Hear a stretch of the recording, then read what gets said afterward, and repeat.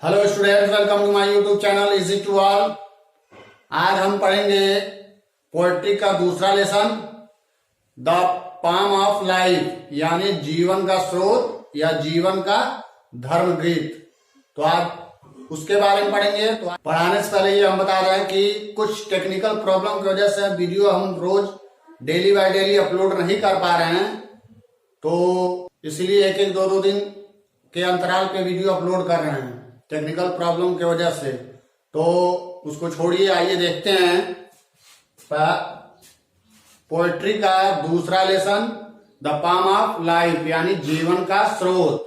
तो देखिए section B, English NCERT poetry class 10, lesson 2, the पाम ऑफ लाइफ, यानी जीवन का स्रोत, या इसको बोल सकते हैं जीवन का धर्म गीत। तो आज इसके बारे में पढ़ेंगे। तो आइए देखते हैं। तो देखिए, life is not a dream, it is real, यानी जीवन एक सपना नहीं है बल्कि वास्तविक है, यानी जीवन सपना नहीं है, वास्तविक है। It's aim is not death, इसका लक्ष्य मृत्यु नहीं है। You are dust and you will return to dust, यानी तू धूल है और धूल में मिल जाएगा।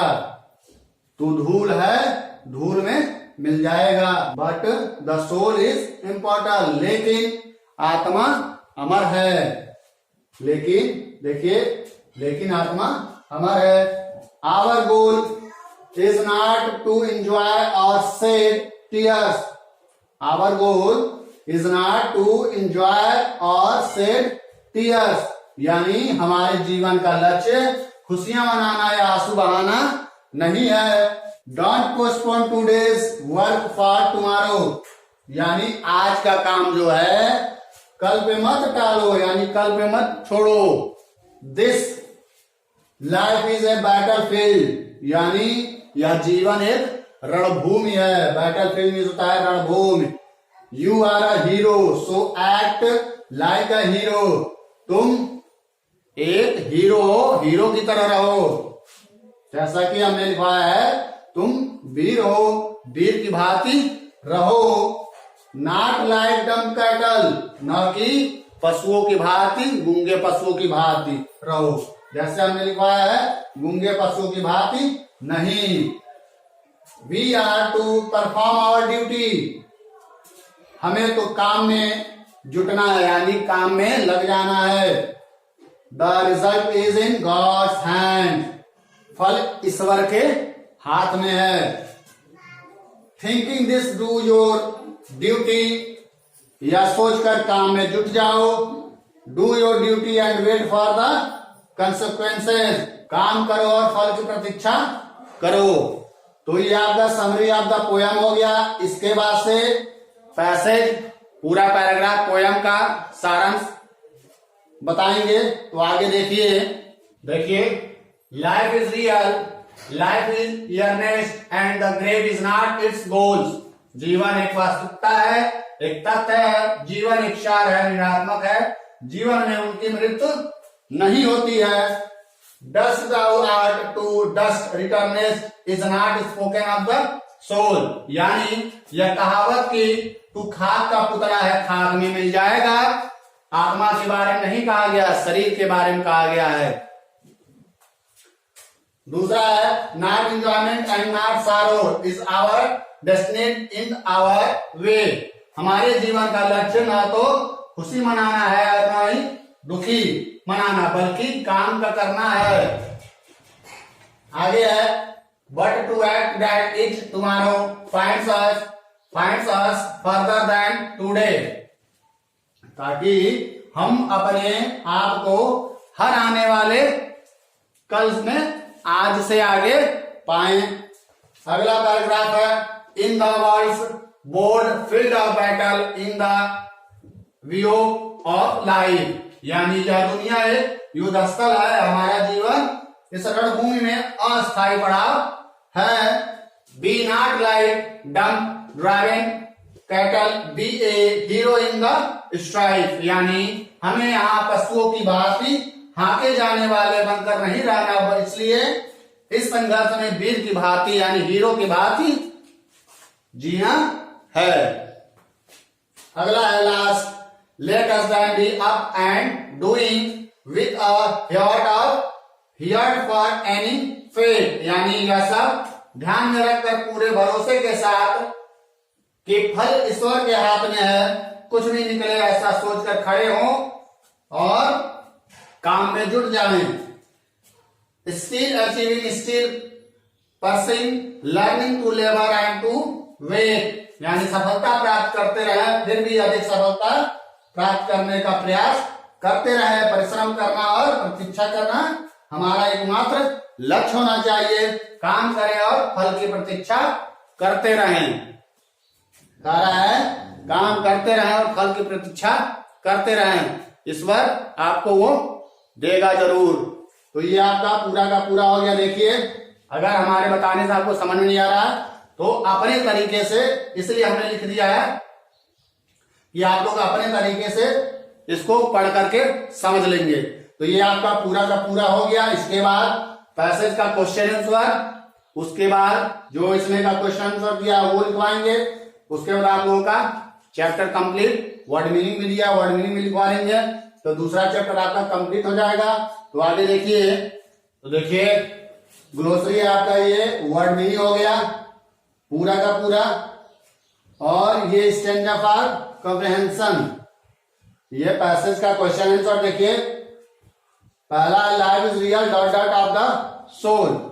पहला क्वेश्चन है, write the name of this poet who has composed the poem from which the above noted stanza has been chosen या फिर टेकन। तो यानी ये कह रहा है कि उस कवि का नाम लिखिए जो इस कविता को लिखा है, या उस लेखक का नाम लिखिए जिसने ये कविता लिखा है। तो आंसर है the name of the poet, यानी इस कवि का नाम है H.W. लॉन्गफेलो, यानी the name of the poet is H.W. Longfellow. दूसरा क्वेश्चन है, point out the rhyming word use in the given stanza, यानी तुकान शब्द या फिर ध्वनि शब्द बताना है, लिखना है इसमें। तो rhyming words are ईयरनेस्ट and returnest और गोल एंड सोल, यानी ईयरनेस्ट का हो जाएगा रिटर्नेस्ट और गोल का हो जाएगा सोल। ये आपका तुकान शब्द है, यानी ध्वनि शब्द है, राइमिंग वर्ड्स। तीसरा क्वेश्चन देखिए, what is meant by the following expression.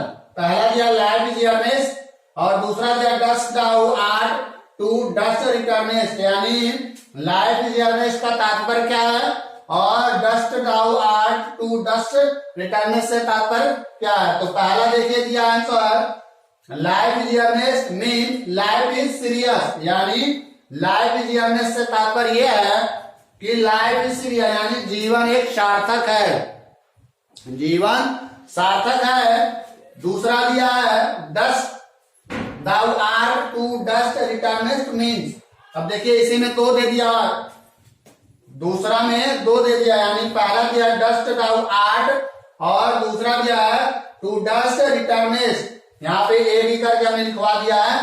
पहला क्या दिया है कि life is made of dust, यानी जीवन मिट्टी से बना है।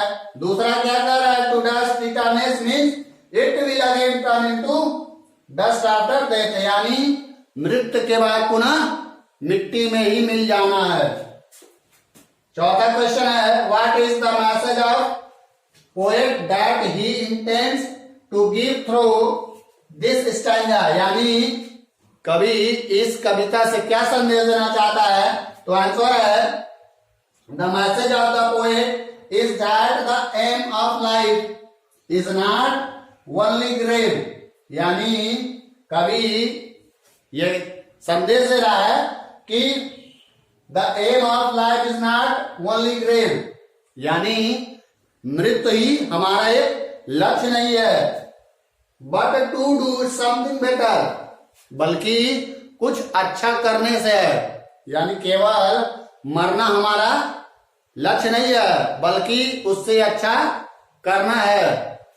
तो ये आपका पूरा का पूरा हो गया। इसके बाद और एक दो और बचा होगा स्टैंजा पैसेज क्वेश्चन आंसर। तो आगे देखिए।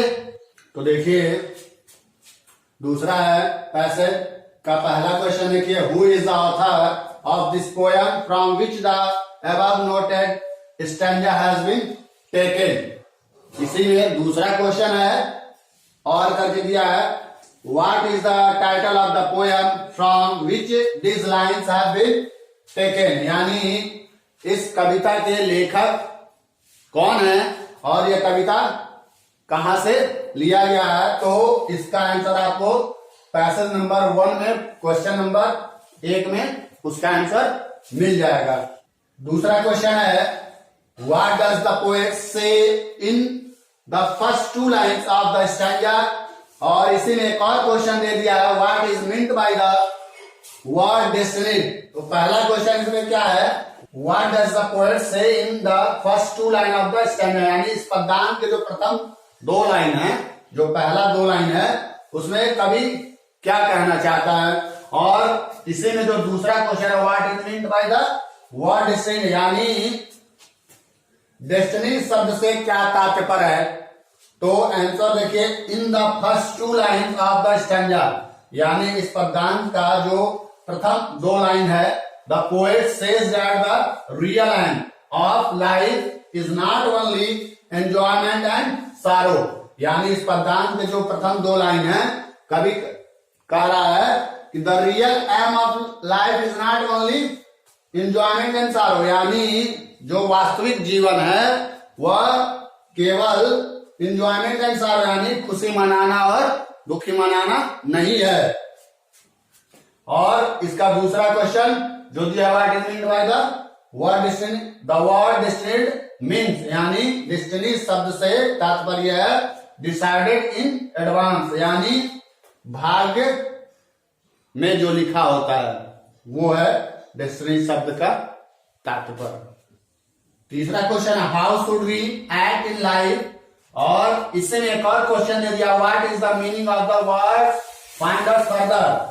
यानी कह रहा है पहला क्वेश्चन इसमें कि how should we act in life, यानी हमें अपने जीवन में किस प्रकार कार्य करना चाहिए।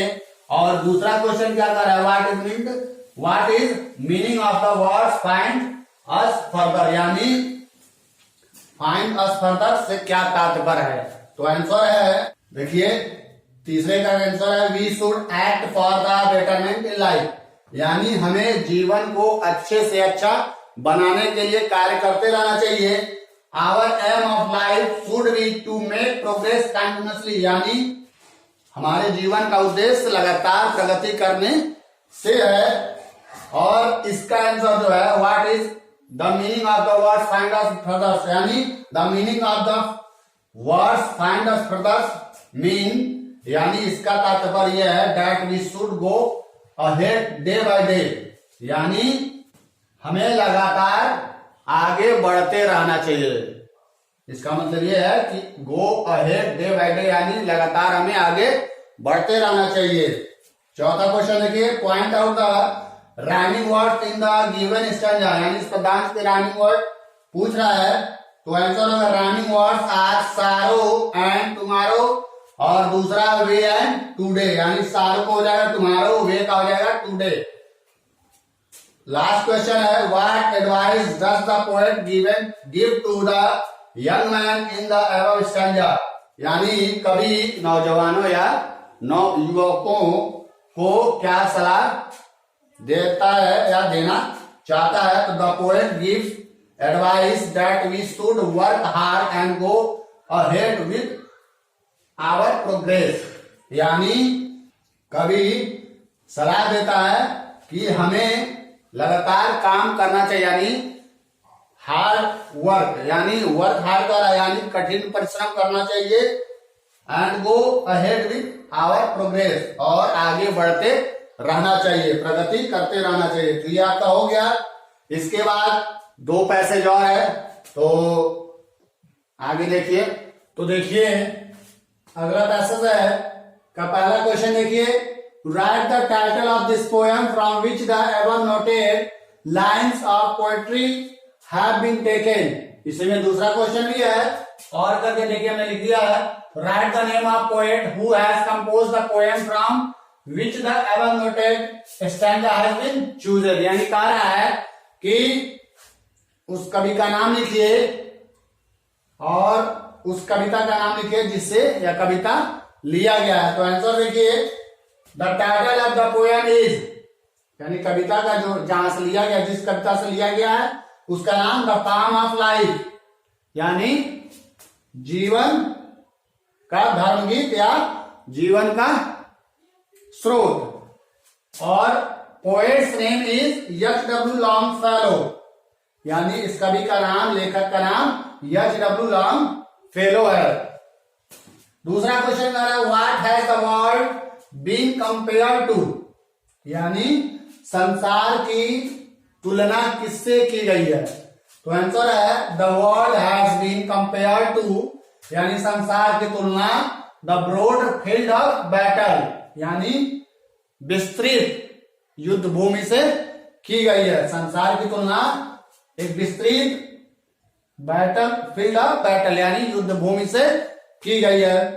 तीसरा question, how can we become a hero, यानी हम हीरो कैसे बन सकते हैं या नायक कैसे बन सकते हैं। तो आंसर है, we can become a hero, यानी हम हीरो तभी बन सकते हैं या नायक तभी बन सकते हैं if we are not like dumb and driven cattle, यानी डम एंड ड्राइवन कैटल, यानी गूंगे और भेड़ बकरियों, या फिर कह सकते हैं मेरे जानवरों की तरह नहीं रहेंगे, तब हम हीरो बन सकते हैं या नायक बन सकते हैं।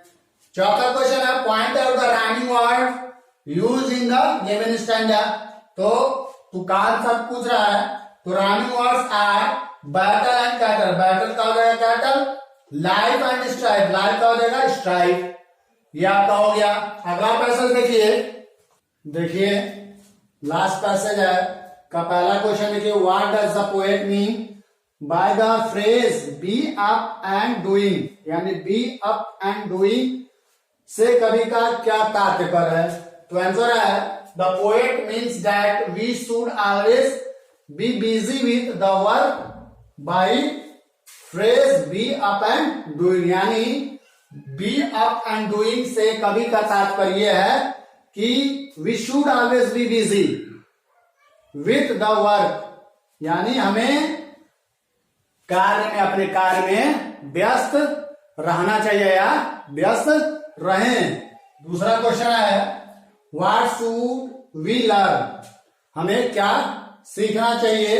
और इसी में दूसरा क्वेश्चन दिया करके और करके देखिए, what do we learn from the ever stanza, what do we learn from the ever stanza, यानी हमें इस ऑथर से क्या सीख मिलती है।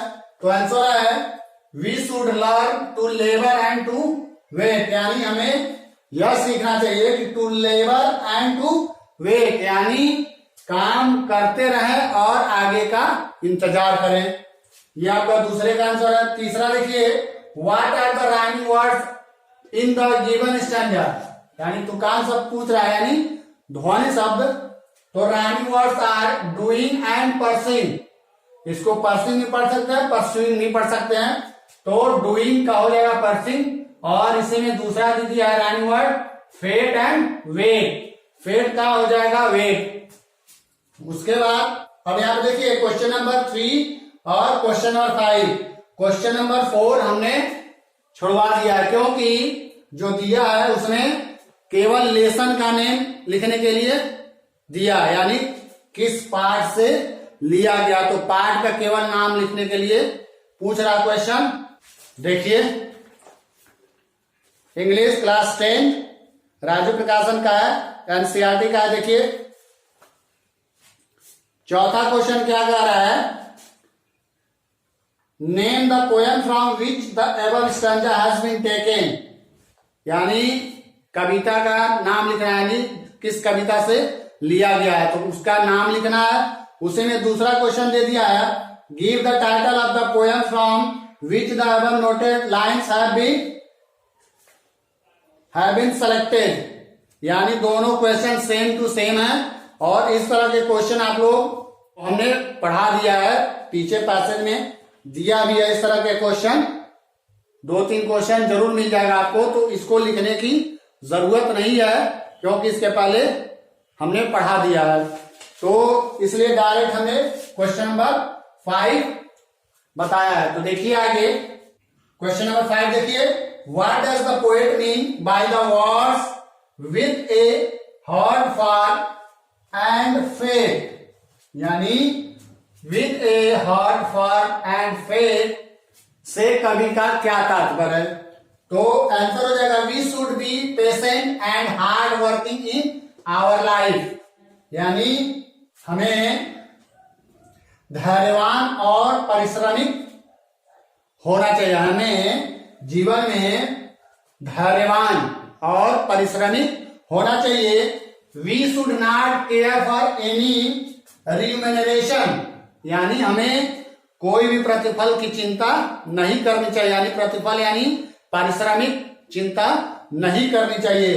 ये आपका 5वें का आंसर है। Question number 6, what do we learn from the above stanza. यानी हमें इस ऑथर से क्या सीखना चाहिए या फिर इस कविता से हमें क्या शिक्षा मिलती है? तो आंसर है, we learn from this stanza. यानी इस ऑथर से हमें यह शिक्षा मिलती है, that the aim of life consist. यानी जीवन का लक्ष्य है कि in standing hard to achieve the goal. जीवन का लक्ष्य है कि हम अपने उद्देश्य की प्राप्ति के लिए कठोर परिश्रम करना चाहिए। ये आपका पूरा का पूरा पैसेज हो गया। इसके बाद कॉम्प्रिहेंसिव क्वेश्चन आंसर देखेंगे। तो आइए देखते हैं। तो देखिए कॉम्प्रिहेंसिव क्वेश्चन एंड आंसर। अब इसमें देखिए क्वेश्चन नंबर 1, 2, 3, 4 और यहाँ पे 5 हमने नहीं लिखा है। क्यों नहीं लिखा अभी बताएंगे आपको। तो पहला देखिए, what is life, what is not its goal. यानी व्हाट इज लाइफ, जीवन क्या है, what is not its goal, यानी जीवन का क्या लक्ष्य नहीं है। तो आंसर है, life is real and earnest. यानी जीवन यथार्थ और सार्थक है। Grave is not its goal. यानी कब्र, ग्रेव मीन्स होता है कब्र, कब्र उसका लक्ष्य नहीं है। या फिर कह सकते हैं कि जीवन का लक्ष्य मरना या मृत्यु नहीं है। दूसरा क्वेश्चन देखिए, what is the main quality of the soul. यानी आत्मा का मुख्य गुण क्या है? आंसर है, the main quality of the soul is that. यानी आत्मा का मुख्य गुण यह है कि it is permanent and everlasting. कि यह अस्थाई और निरंतर चलता रहता है। It is immortal. यह अजर अमर है। इमोर्टल होता है अजर अमर। यानी आत्मा क्या है? अमर होती है। तीसरा क्वेश्चन देखिए, what is not real aim of life. यानी जीवन, वास्तविक जीवन का लक्ष्य क्या नहीं है? तो आंसर है, enjoyment and sorrow are not real aim of life. यानी वास्तविक जीवन का लक्ष्य खुशी मनाना या दुखी मनाना नहीं है। क्वेश्चन नंबर 4 देखिए, what should be the real aim of life.